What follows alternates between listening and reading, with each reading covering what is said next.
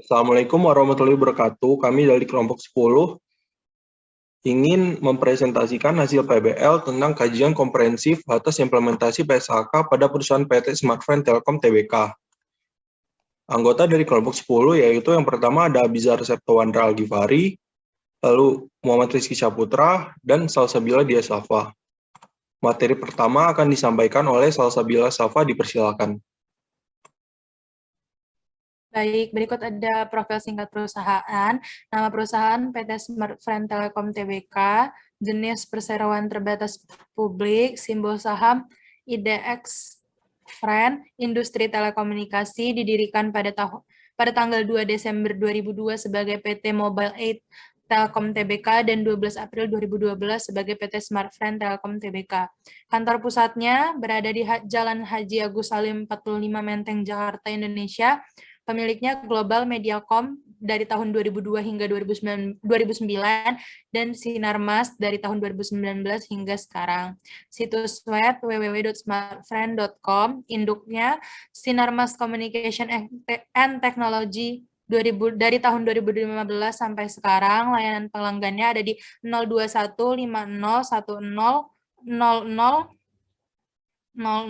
Tokoh kuncinya Merza Fahis sebagai CEO. PT Smartfren Telkom Tbk yang sebelumnya bernama PT Mobile at Telkom Tbk adalah operator penyedia jasa telekomunikasi basis teknologi 4G LTE Advanced yang merupakan pengembangan lanjutan dari 4G. Produk perusahaan ini adalah Smartfren dan dahulu bernama Friend. Pada tahun 2015, Smartfren berinovasi dengan meluncurkan layanan 4G LTE Advanced pertama di Indonesia, sekaligus menjadi operator 4G terdepan yang memiliki jangkauan 4G LTE terluas di Indonesia. Next slide.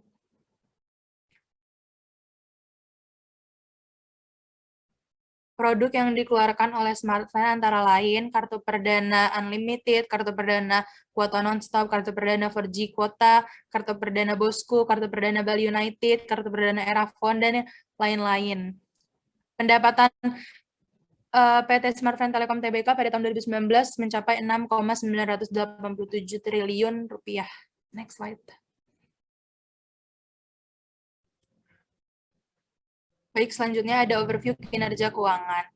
Kenaikan pendapatan usaha per 31 Desember 2020, pendapatan usaha mengalami peningkatan sebesar 34,63% atau setara dengan 2,420,78 juta dari 6,987,805 juta di tahun 2019.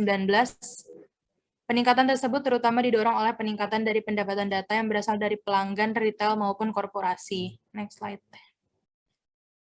Nah, berikut adalah pendapatan usaha dalam jutaan rupiah tahun 2019 dan tahun 2020 PT Smartfren Telkom Tbk. Next slide. Penurunan rugi tahun berjalan dan rugi komprehensif. Per 31 Desember 2020, perseroan mengalami penurunan rugi tahun berjalan sebesar 30,36%. Per 31 Desember 2019, hal tersebut terutama disebabkan oleh penurunan rugi usaha sebesar 1,517,613 juta dan pada tahun 2019 menjadi 784,676 juta. Penurunan rugi tahun berjalan ini diikuti dengan penurunan rugi komprehensif sebesar 697,753 juta atau sebesar 31,75%. Next slide. Berikut adalah laporan laba rugi dan penghasilan komprehensif lain konsolidasian PT Smartfren Telkom Tbk pada tahun 2019 dan 2020. Next slide. Berikut adalah laporan posisi keuangan konsolidasian PT Smartfren Telkom Tbk pada tahun 2019 dan 2020 dalam jutaan rupiah. Next slide. Total aset perseroan meningkat sebesar 39,90% dari 27,650,462 juta per 31 Desember 2019. Hal tersebut disebabkan oleh meningkatnya aset lancar dan aset tidak lancar perseroan pada tahun 2020 dibandingkan dengan tahun 2019. Aset lancar perseroan mengalami peningkatan 871,723 juta atau sebesar 49,12%. Aset tidak lancar perseroan meningkat 39,27%, Total liabilitas perseroan mengalami peningkatan sebesar 76,46%. Liabilitas lancar perseroan mengalami peningkatan 2,298,20 juta atau sebesar 37,55%. Next slide. Liabilitas tidak lancar perseroan meningkat 103,53% dan ekuitas perseroan mengalami penurunan 2,90% atau sebesar 369,555 juta. Next slide. Berikut adalah laporan arus konsolidasian PT Smartfren Telekom Tbk pada tahun 2019 dan 2020 dalam jutaan rupiah. Next slide. Kas bersih diperoleh dari aktivitas operasi mengalami peningkatan 1,285,471 juta atau dari 175,616 juta per 31 Desember 2019. Dengan akumulasi pada arus kas dari aktivitas operasi, arus kas dari aktivitas investasi, serta arus kas dari aktivitas pendanaan, kas dan setara kas di sepanjang tahun 2020 mengalami kenaikan atau setara dengan 664,106 juta. Total saldo kas dan setara kas pada akhir tahun 2020 tercatat sebesar 654,460 juta, mengalami kenaikan sebesar 457 juta 685 juta. Next slide. Berikut adalah analisis rasio PT Smartfren Telekom Tbk. Next. Baik. Likuiditas. Materi selanjutnya akan dilanjutkan oleh rekan saya Rizky Syahputra. Baik, terima kasih. Berikutnya ada likuiditas. Selama 3 tahun terakhir, perusahaan memiliki tingkat likuiditas yang terbilang cukup baik. Hal ini bisa dilihat dari rasio lancar perusahaan yang tidak mengalami perubahan yang terlalu signifikan setiap tahunnya. Dalam 3 tahun terakhir, rasio lancar sempat mengalami penurunan di tahun 2019 dan kembali meningkat di tahun 2020. Gejolak yang terjadi nyatanya tidak secara signifikan mempengaruhi likuiditas perusahaan karena perubahan yang terjadi masih berada pada batas normal dan nilai rasio ini juga masih menunjukkan nilai yang positif yang artinya memiliki tingkat likuiditas yang baik. Selanjutnya ada profitabilitas. Sejak tahun 2018, di mana perusahaan mencatatkan NPM yang negatif, telah perlahan membaik. Pergerakan ke arah nilai positif di tahun 2020, lalu ROA perusahaan nyatanya berada paling pada nilai negatif, tetapi berangsur membaik di tahun 2020. Sudah menurun sebesar 75% dari keadaan di 2018. Lalu yang ketiga, bersamaan dengan nilai ROA yang meningkat tiap tahunnya, ROE juga bergerak sejalan dan mencatat nilai pengembalian atas ekuitas yang berkurang 2 kali lipat pada 2020 dibanding tahun-tahun sebelumnya. Lalu solvabilitas. Dibanding 2019, kinerja perusahaan dalam membayar kembali hutangnya pada 2020 mengalami kenaikan yang cukup signifikan, di mana rasio yang tercatat pada 2020 sudah mendekati 100%, yang artinya nilai pengembalian atas kewajiban sangatlah baik. Hal ini juga menandakan perusahaan memiliki risiko keuangan yang cukup baik dalam hal pendanaan operasionalnya yang memerlukan pembiayaan dari utang yang besar. Selanjutnya, analisis implementasi penerapan PSAK. Yang pertama, implementasi PSAK nomor 7 tentang transaksi dengan pihak berelasi. Berdasarkan PSAK 7, paragraf 9 dijelaskan bahwa pihak yang berelasi diantaranya ialah orang-orang yang mempunyai kewenangan dan tanggung jawab untuk merencanakan, memimpin, dan mengendalikan aktivitas entitas secara langsung atau tidak langsung, termasuk direktur dan komisaris dari entitas. Sebuah entitas perusahaan induk harus mengungkapkan terlepas apakah telah terjadi transaksi antara mereka. Apabila tidak dilaporkan, maka entitas induk selanjutnya yang paling pertama mengungkapkan hal tersebut dalam laporan keuangannya. Bisa kita lihat bersama dalam sistem pelaporan keuangan yang dilakukan oleh PT Smartfren Telkom Tbk, setiap transaksi yang dilakukan dari hal ini bisa kita simpulkan bahwa perusahaan telah menerapkan ketentuan yang terkandung dalam PSAK 7 pada paragraf 4 dan 13.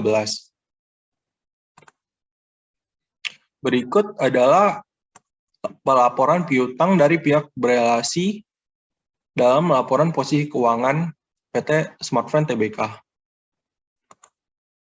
Lalu pada gambar kedua ada pelaporan utang dari pihak-pihak berelasi dalam laporan posisi keuangan.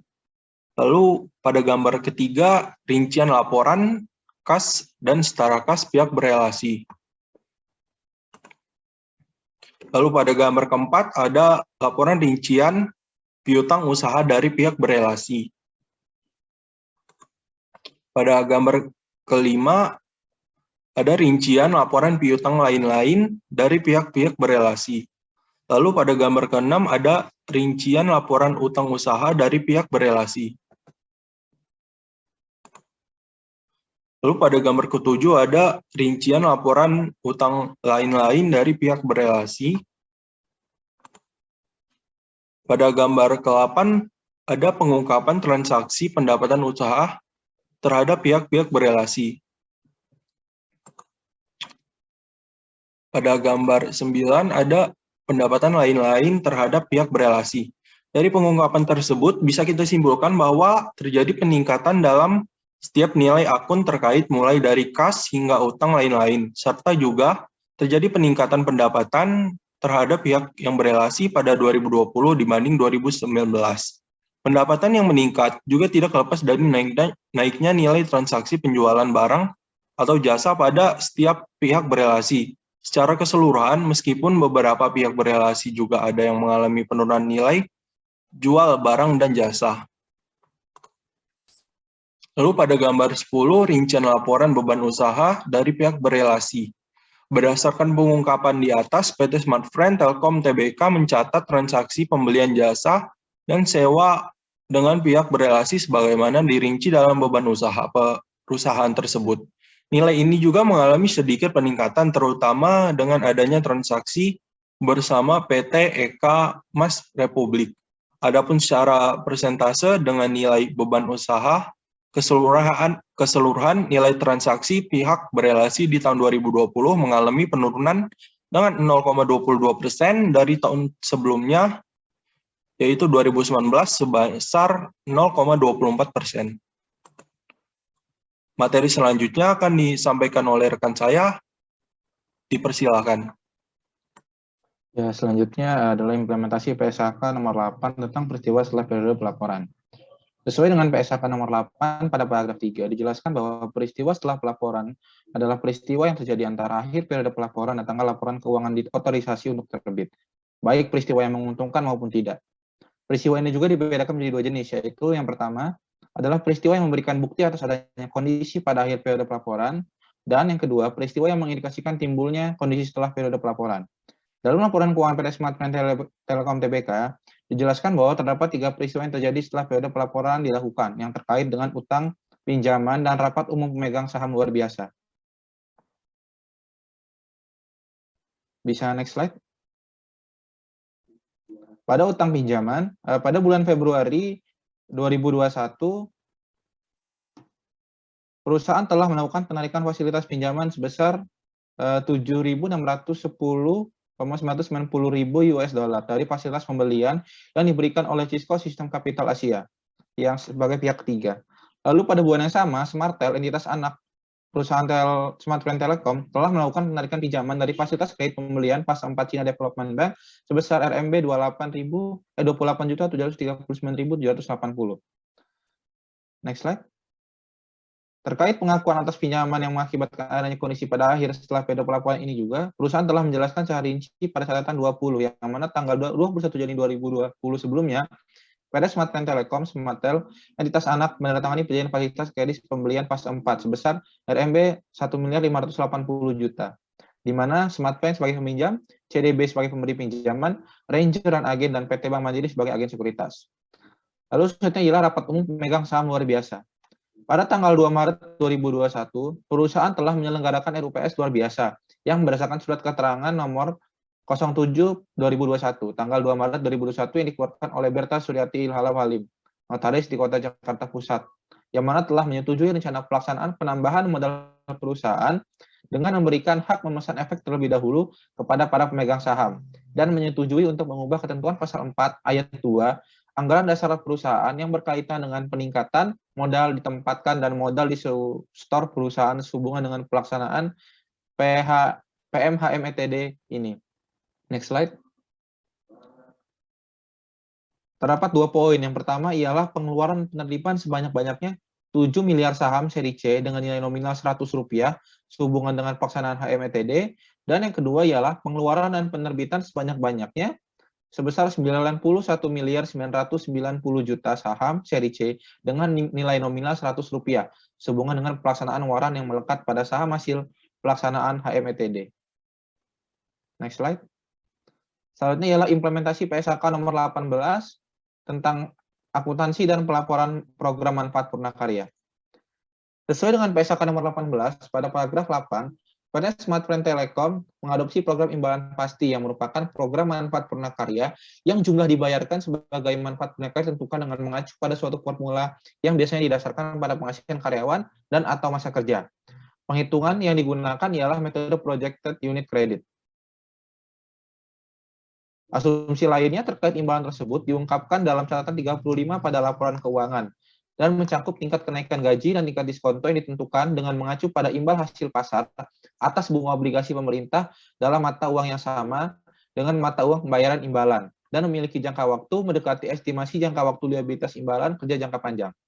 Berdasarkan paragraf 17 pada PSAK nomor 18, program imbalan pasti mencakup beberapa poin. Yang pertama ialah laporan yang menyajikan aset neto tersedia untuk manfaat Purnakarya, nilai kini aktuarial dari manfaat Purnakarya terjanji, dan juga ada surplus atau defisit. Lalu yang kedua ialah laporan aset neto tersedia untuk manfaat Purnakarya yang mencakup salah satu dari catatan yang mengungkapkan nilai kini aktuarial dari manfaat telah menjadi hak dan manfaat belum menjadi hak, atau acuan atas informasi aset neto tersedia untuk manfaat Purnakarya yang disertakan dalam laporan aktuarial. Berdasarkan catatan 35 pada laporan keuangan PT Smart Friend Telecom Tbk, misalnya imbalan pasca kerja dihitung berdasarkan Undang-Undang Nomor 13 Tahun 2003. Tidak terdapat pendanaan khusus yang disisakan oleh perusahaan sehubungan dengan imbalan kerja pasca kerja tersebut. Laporan aktuaria terakhir atas liabilitas imbalan kerja jangka panjang grup dilakukan oleh PT Miliman Indonesia, aktuaris independen pada tanggal 8 Februari 2020. Adapun jumlah yang diakui dalam laporan laba rugi dan penghasilan komprehensif lain konsolidasian sehubungan dengan imbalan pasti adalah sebagai berikut. Ini merupakan laporan laba rugi penghasilan komprehensif terkait imbalan pasti. Next slide. Lalu ada pengungkapan beban karyawan pada laporan laba rugi tahun berjalan. Next slide. Ada juga pengungkapan saldo kumulatif. Lalu gambar 14, ini adalah mutasi nilai kini liabilitas imbalan kerja jangka panjang. Lalu di gambar 15 merupakan cadangan imbalan kerja jangka panjang dalam laporan posisi keuangan konsolidasian selama 5 tahun terakhir. Lalu ada penilaian aktuarial dan juga analisis sensitivitas. Nah, seluruh pengukuran kembali ini terdiri atas kerugian dan keuntungan aktuarial dan imbal hasil atas aset program, tidak termasuk bunga bersih. Diakui langsung melalui penghasilan komprehensif lain dengan tujuan agar aset atau liabilitas pensiun bersih yang diakui dalam laporan posisi keuangan konsolidasian mencerminkan nilai penuh dari defisit dan surplus program pensiun. Pengukuran kembali tidak diklasifikasikan ke laporan laba rugi konsolidasian pada periode berikutnya. Grup menyajikan jumlah yang diakui sebagai bagian yang terpisah pada penghasilan komprehensif lain ke dalam ekuitas, yang disajikan sebagai keuntungan atau kerugian pengukuran kembali atas program imbalan pasti. Sehingga dari hal ini, penerapan PSAK nomor 16 sudah sesuai dengan ketentuan yang berlaku, dan program imbalan pasti yang diterapkan perusahaan berhasil diungkapkan dengan format yang sesuai. Ya, untuk materi selanjutnya yaitu PSAK 50, PSAK 25, 23, dan juga 56 akan dibahas oleh Salsa. Pada Salsa dipersilakan. Baik, di sini saya akan menjelaskan tentang PSAK nomor 56 laba per saham. Tujuan PSAK nomor 56 menetapkan prinsip penentuan dan penyajian laba per saham sehingga meningkatkan daya banding kinerja antar entitas yang berbeda pada periode pelaporan yang sama dan antar periode pelaporan berbeda untuk entitas yang sama. Ruang lingkup PSAK ini diterapkan pada laporan keuangan individual entitas yang memiliki saham biasa atau laporan keuangan konsolidasian suatu kelompok usaha dengan entitas induk yang memiliki saham biasa. Entitas menghitung jumlah laba per saham diilustrasikan untuk laba rugi yang dapat diatribusikan kepada pemegang saham biasa, entitas induk, dan jika disajikan laba rugi dari operasi yang dilanjutkan yang dapat diatribusikan kepada pemegang saham tersebut. Atas laba per saham, entitas harus mengungkapkan jumlah yang digunakan sebagai pembilang dalam perhitungan laba per saham dasar dan dilusian. Jumlah rata-rata tertimbang saham biasa, instrumen yang berpotensi mendilusi laba per saham di masa depan, dan penjelasan transaksi saham biasa atau transaksi instrumen berpotensi saham biasa. Next slide. PSAK nomor 23 yaitu pendapatan. PSAK 23 bertujuan untuk mengatur perlakuan akuntansi atas pendapatan yang timbul dari transaksi dan kejadian tertentu. Ruang lingkup PSAK 23 dalam kerangka konseptual pelaporan keuangan, penghasilan didefinisikan sebagai kenaikan manfaat ekonomik selama satu periode akuntansi dalam bentuk pemasukan atas penambahan aset, atau penurunan liabilitas yang mengakibatkan kenaikan ekuitas yang tidak berasal dari kontribusi penanam modal. Penghasilan meliputi pendapatan maupun keuntungan. Di tengah pertumbuhan positif industri telekomunikasi nasional, perseroan pun turut mencatatkan kinerja membanggakan sepanjang tahun 2019 yang merupakan output dari penerapan strategi yang berorientasi pada pelanggan. Dengan meningkatkan pelayanan pelanggan dalam hal kualitas, jaringan yang semakin baik, dan pengembangan produk yang mengakomodasi kebutuhan layanan data pelanggan, perseroan mencatatkan pertumbuhan pendapatan sebesar 27% dari 5,4 triliun di tahun 2018 menjadi 6,9 triliun di tahun 2019. Pertumbuhan ini diikuti dengan kenaikan EBITDA sebesar 42% dari 975 miliar di 2018 menjadi 1,3 triliun di 2019 dengan margin EBITDA tercatat sebesar 20%. Jumlah pendapatan usaha perseroan meningkat sebesar 1,497,493 juta pada tahun 2018 menjadi 6,987,804 juta pada tahun 2019.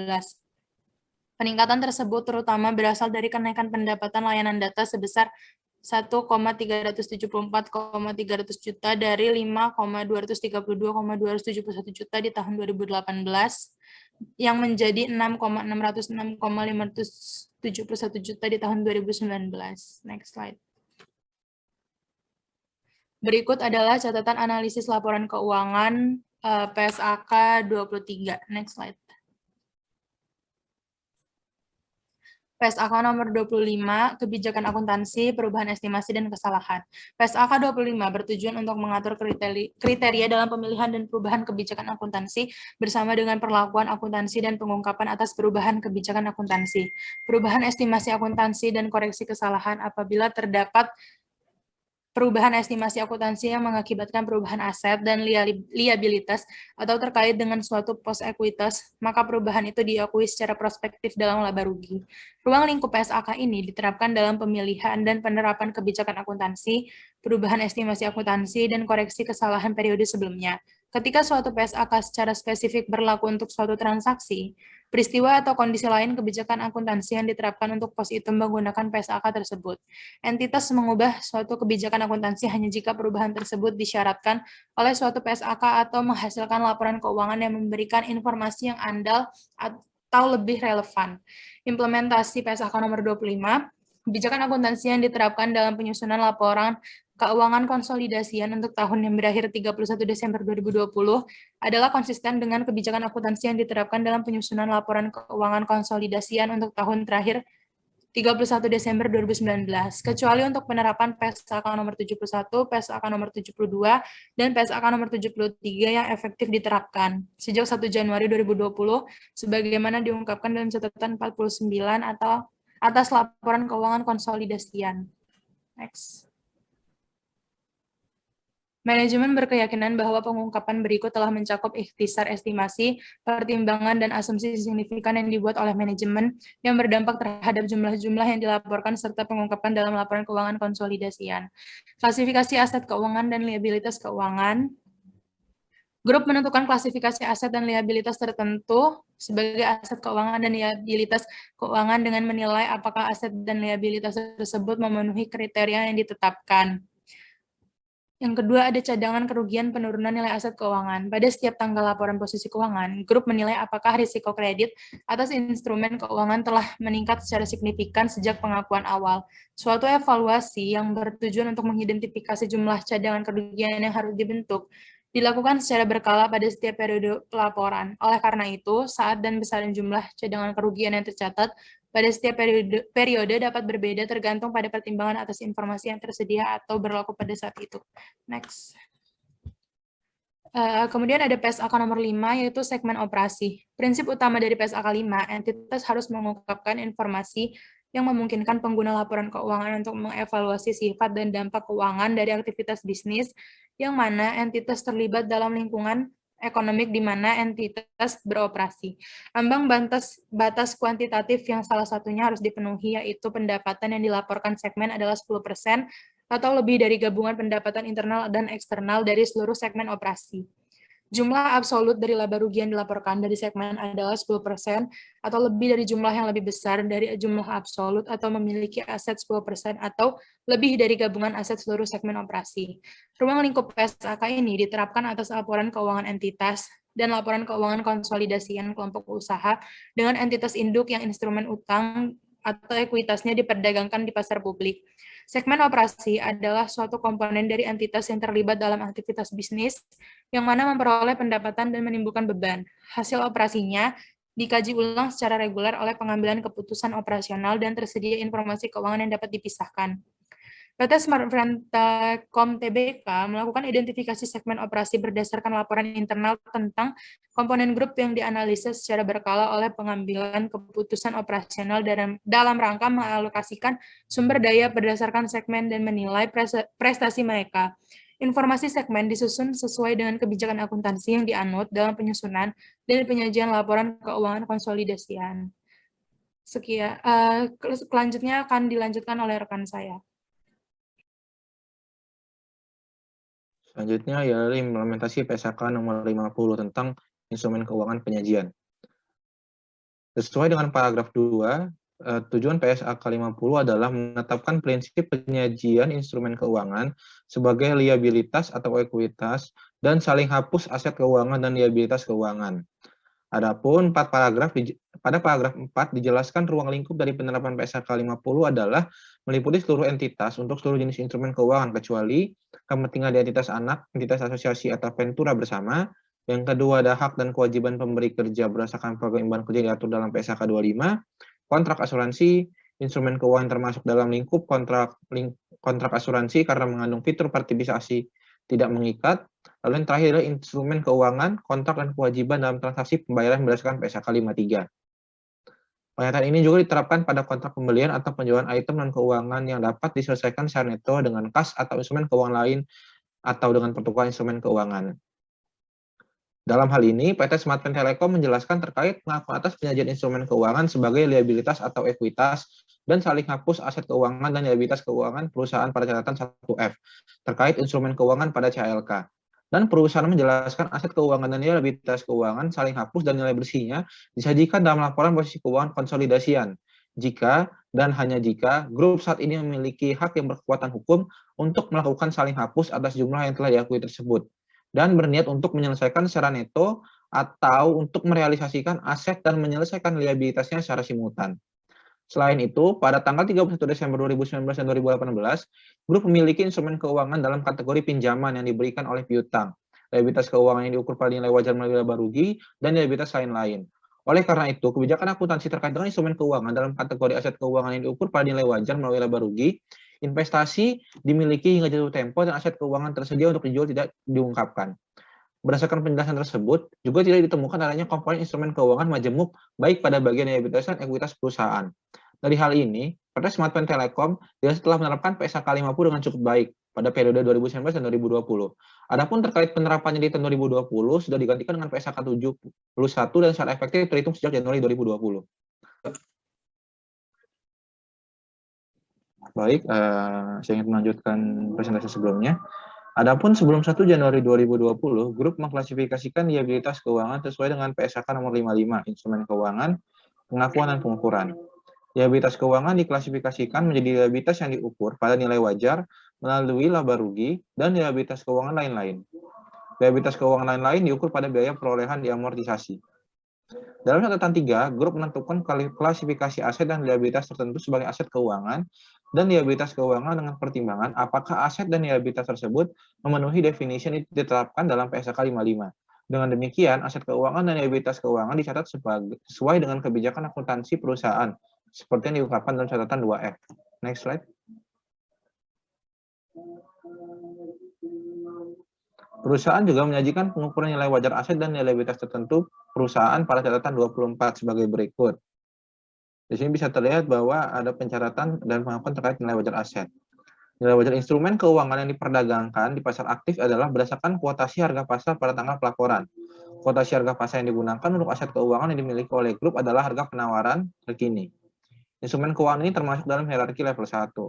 Lalu, nilai wajar instrumen keuangan yang tidak diperdagangkan di pasar aktif ditentukan menggunakan teknik penilaian. Jika seluruh input signifikan yang dibutuhkan untuk menentukan nilai wajar dapat diobservasi, maka instrumen tersebut masuk dalam hierarki level 2. Lalu yang ketiga, jika satu atau lebih input signifikan tidak diambil dari data pasar yang dapat diobservasi, maka instrumen tersebut termasuk dalam hierarki level 3. Teknik penilaian spesifik yang digunakan untuk menentukan nilai wajar instrumen keuangan, seperti analisa arus kas diskonto, digunakan untuk menentukan nilai wajar instrumen keuangan. Berdasarkan hal ini, bisa kita ketahui bersama di tahun 2019 perusahaan telah menerapkan PSAK 55 secara baik.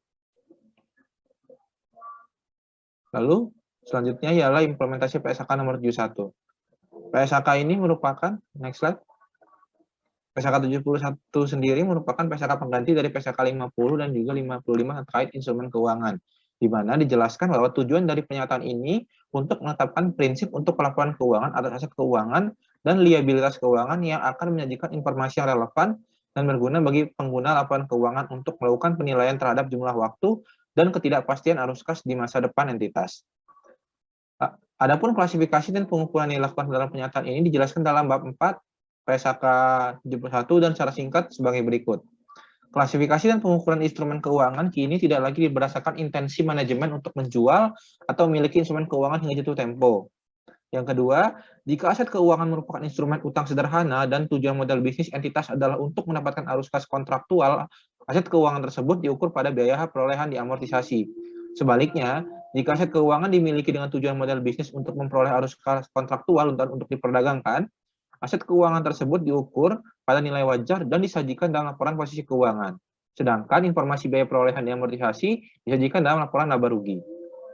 Yang ketiga, entitas mengklasifikasikan seluruh liabilitas keuangan sehingga setelah pengakuan awal liabilitas keuangan diukur pada biaya perolehan diamortisasi, kecuali liabilitas keuangan pada nilai wajar melalui laba rugi. Liabilitas keuangan yang timbul ketika pengalihan aset keuangan yang tidak memenuhi kualifikasi penghentian pengakuan.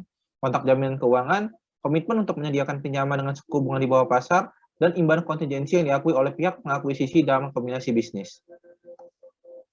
Berdasarkan hal ini, sejak Januari 2020, perusahaan menerapkan PSAK nomor 71 instrumen keuangan yang menggantikan PSAK nomor 55 instrumen keuangan. Mengenai pengakuan instrumen keuangan terkait klasifikasi dan pengukuran, penurunan nilai atas instrumen keuangan, akuntansi lindung nilai. Hal ini juga dijelaskan dalam catatan 2F pada catatan atas laporan keuangan perusahaan di tahun 2020. Dalam catatan 49 juga dijelaskan bahwa perusahaan menerapkan pendekatan yang disederhanakan untuk mengukur cadangan kerugian, kredit ekspektasian yang diatur oleh PSAK 71, yang mensyaratkan pembentukan cadangan kerugian ekspektasian sepanjang umurnya untuk seluruh piutang. Hal tersebut menyebabkan peningkatan cadangan kerugian penurunan nilai piutang lain-lain sebesar 80.893.897.666 rupiah, yang diakui sebagai penyesuaian atas saldo laba 1 Januari 2020. Next slide. Bisa dilihat ini merupakan penyesuaian penerapan PSAK yang terjadi pada perusahaan, di mana selain adanya PSAK 71, terdapat juga PSAK 72 sebagai pengganti dari PSAK 23 dan juga ada PSAK 73. Sesuai dengan pelaporan yang disampaikan perusahaan dalam laporan keuangan ini, bisa kita simpulkan bahwa PT Smartfren Telekom Tbk telah menerapkan PSAK nomor 71 dengan baik. Next slide. Selanjutnya adalah implementasi PSAK nomor 3 tentang laporan keuangan interim. Berdasarkan hal ini, PT Smartfren menerbitkan laporan keuangan triwulan sesuai dengan PSAK 3 terkait laporan keuangan interim. Dalam hal ini, komponen laporan keuangan interim yang dilaporkan perusahaan sudah sesuai dengan yang dijelaskan pada paragraf 5 pada PSAK 3 tentang apa saja laporan keuangan disajikan secara lengkap, yaitu laporan posisi keuangan pada akhir periode, laporan laba rugi dan penghasilan komprehensif lainnya, laporan perubahan ekuitas, laporan arus kas, dan juga catatan atas laporan keuangan. Ini merupakan bentuk pengakuan atas laporan keuangan interim yang dijelaskan perusahaan. Dari penjelasan ini bisa diketahui bersama dengan penerapan PSAK 3 ini, perusahaan secara lengkap telah menerbitkan laporan keuangan perusahaan sesuai dengan ketentuan yang ada. Ya, terima kasih. Untuk selanjutnya akan dibahas oleh Rizky Syahputra. Pada Rizky, dipersilakan.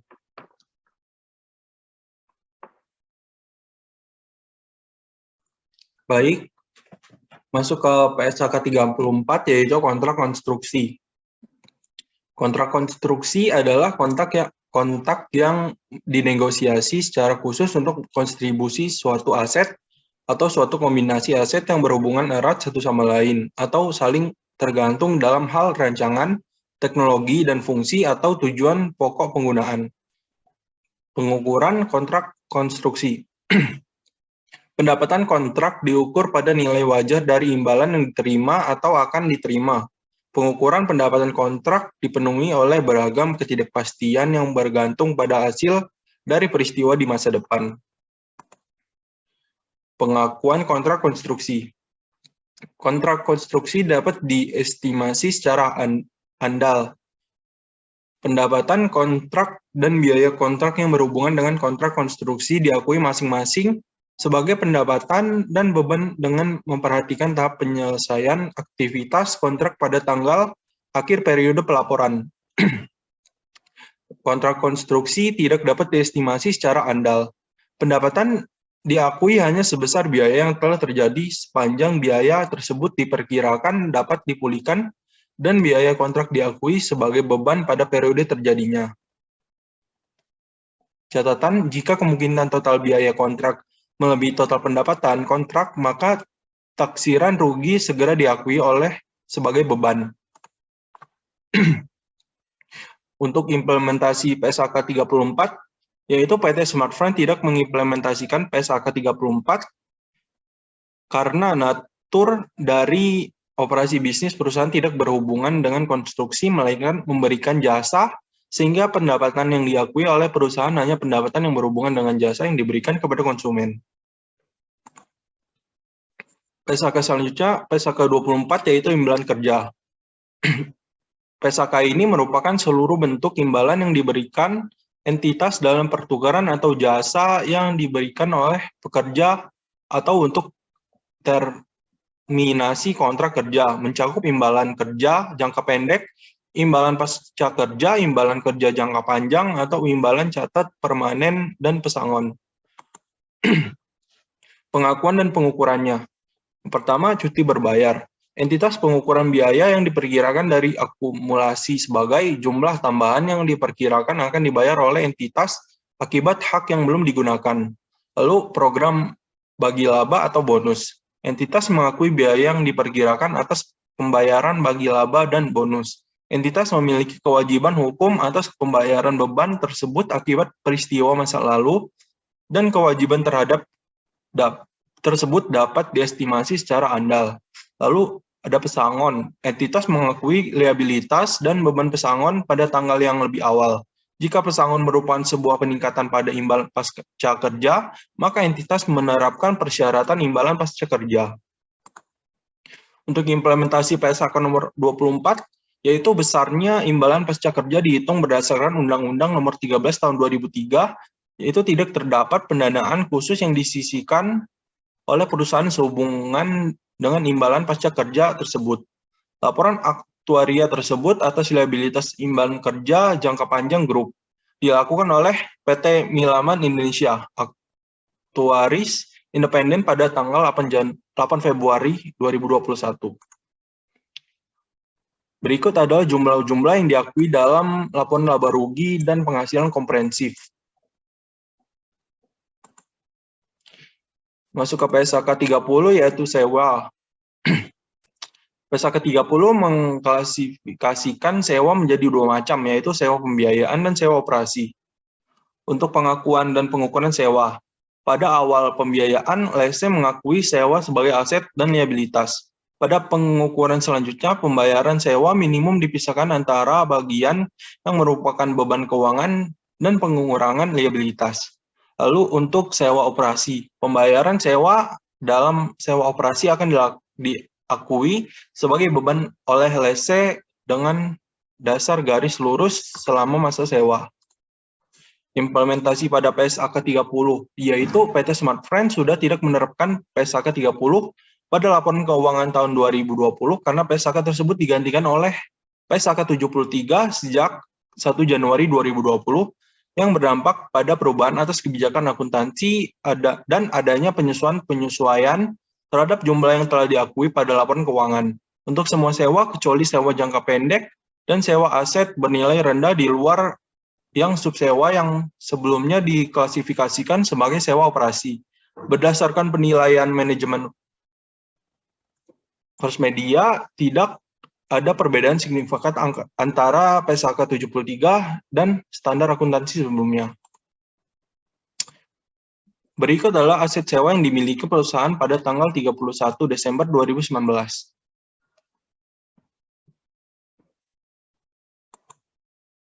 Baik, masuk ke PSAK 60 yaitu instrumen keuangan. PSAK 60 mensyaratkan bahwa suatu entitas mengungkapkan informasi yang memungkinkan pengguna laporan keuangan untuk mengevaluasi sifat dan tingkat cakupan risiko yang timbul dari instrumen keuangan yang mana entitas terekspos pada akhir periode pelaporan.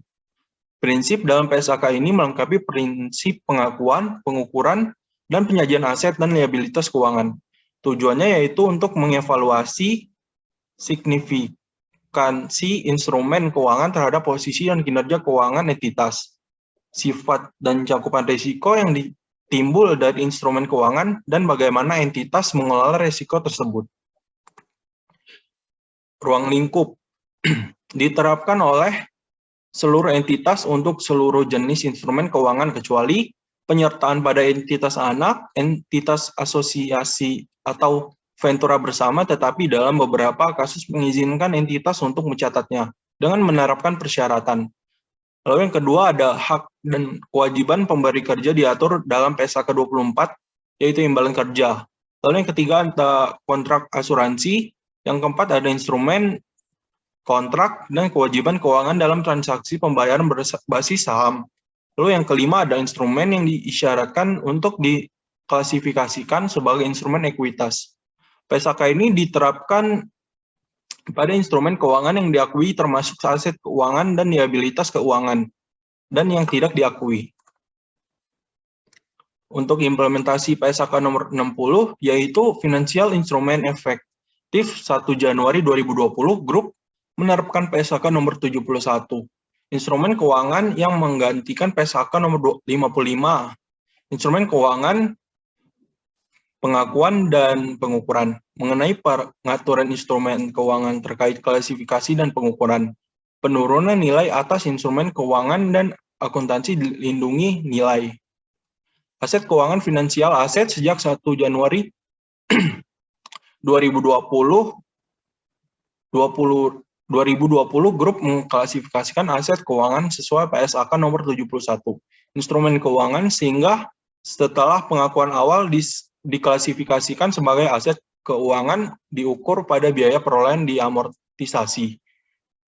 Nilai wajar melalui penghasilan komprehensif lain atau nilai wajar melalui laba rugi dengan menggunakan dua pasar, yaitu modal bisnis grup dalam mengolah aset keuangan, lalu karakteristik arus kas kontraktual dari aset keuangan.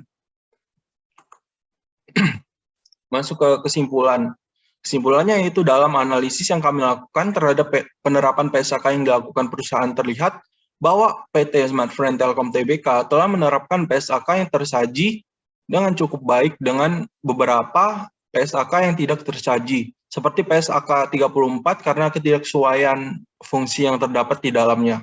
Mengingat perusahaan berjalan pada bidang bisnis jasa telekomunikasi. Selain itu, terdapat beberapa PSAK di tahun 2020 yang sudah digantikan dengan PSAK lainnya, yaitu PSAK 23 yang diganti dengan PSAK 72.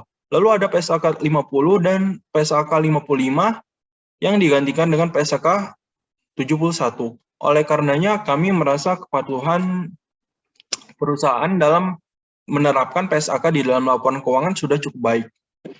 Baik, saya kira itu saja yang dapat saya sampaikan. Kami dari kelompok 10 undur diri. Wassalamualaikum warahmatullahi wabarakatuh.